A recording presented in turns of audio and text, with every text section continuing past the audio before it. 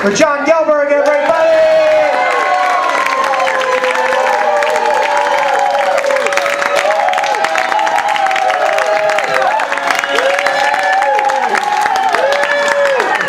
Believe me, I don't deserve this. First of all, give yourselves a hand for coming out on the shittiest night of the year. But this is the magic of comedy. In a few minutes, you're laughing, everyone's in a good mood, everyone's having the time of their lives. Except me. Let me just move this. I'm in a shitty mood. Yeah, and I'm going to share it with you. A lot of, excuse me? Come on, share with the class. No, I recently, or not so recently, turned 60, and that's bugging the shit out of me. You know those commercials with those attractive older people? They're playing tennis, they're holding hands on the beach, they're giving each other that look. It's bullshit. 60 and over sucks in ways you can't even begin to imagine. There's a group back here. A bunch of old familiar faces. And I mean old familiar faces who have come out, and I appreciate it. Thank you very much. When I look in the mirror, besides all the other terrible things, all I see is gray hair. And my wife, who's very supportive, says, "Oh, but Jon, it makes you look distinguished." Fuck yeah! It distinguishes me from people who are much, much, much younger. So how gray am I? I've counted. I'm exactly 60 shades of gray. And there's a big fucking difference between 60 shades of gray and 50 shades of gray. In 50 shades of gray, you've got hot, steamy sex. In 60 shades of gray, you have hot, steamy soup. In 50 shades of gray, you've got bondage, spanking. In 60 shades of gray, you've got bandages and spanks. But there are similarities. There are. In both 50 shades and 60 shades, there's a lot of hot, dripping wax. In 50 shades of gray, it's dripped sensually on her breasts, her stomach, her loins. In 60 shades of gray, there's also a lot of hot wax, but it's applied painfully to her chin and her upper lip.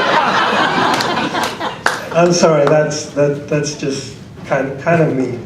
But let me continue here with everything that can possibly go wrong. As you can see, I'm obsessed with this whole aging thing. So I Google what happens to a man when he turns 60. And I shit you not, on page 1 of the results is an article called 5 Scary Things That Happen to Your Penis as You Age. I won't bore you with all of the details, but I'll give you some of the highlights. 1, my least favorite, it shrinks. 2, it starts going in directions it wasn't originally intended to go. 3, there's a certain lack of sensitivity, which I call post-mature ejaculation. Now, when I was 17, I would have killed for it. Now, forget it. Finally, like everything else, your penis actually wrinkles. This is a sad set. But let me bring you up. Let's do something positive here.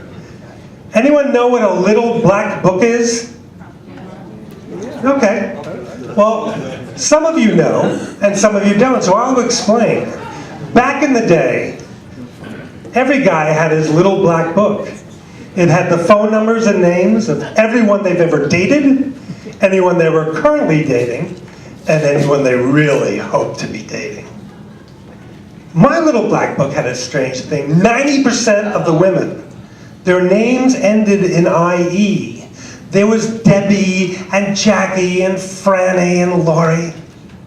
You know, not to brag, I'm still adding women to my little black book.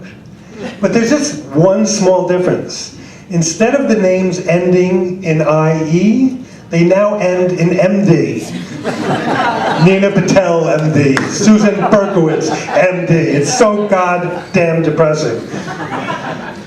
You know, I hear myself now, and I'm the guy I always hated. I'm the crotchety old man. But you know what? I get crotchety now. There's a reason for it. People are assholes, and you recognize it. Let's take the concept of thank you, the most overused thing in the world.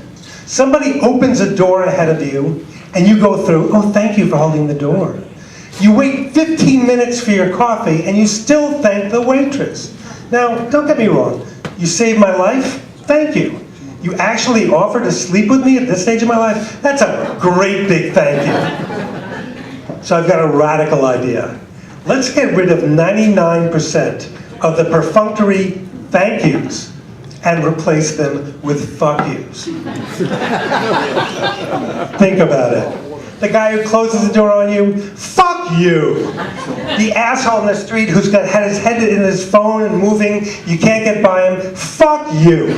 You get that whole group of tourists from Iowa who stop to take pictures of the M&M store and you can't get through Times Square. Fuck each and every one of you. Fuck you is going to change the world because assholes have been getting away with murder forever.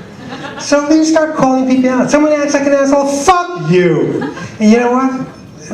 It'll register. The 10th time though, he says, well, maybe I'm not acting like an asshole. Maybe I am an asshole. You know, it may be an epiphany. Like tonight. For the few of you who aren't paying attention and talking to each other and generally being assholes, fuck you. For the rest of you who have been a great crowd, I love you all. Thank you for being a great fucking crowd.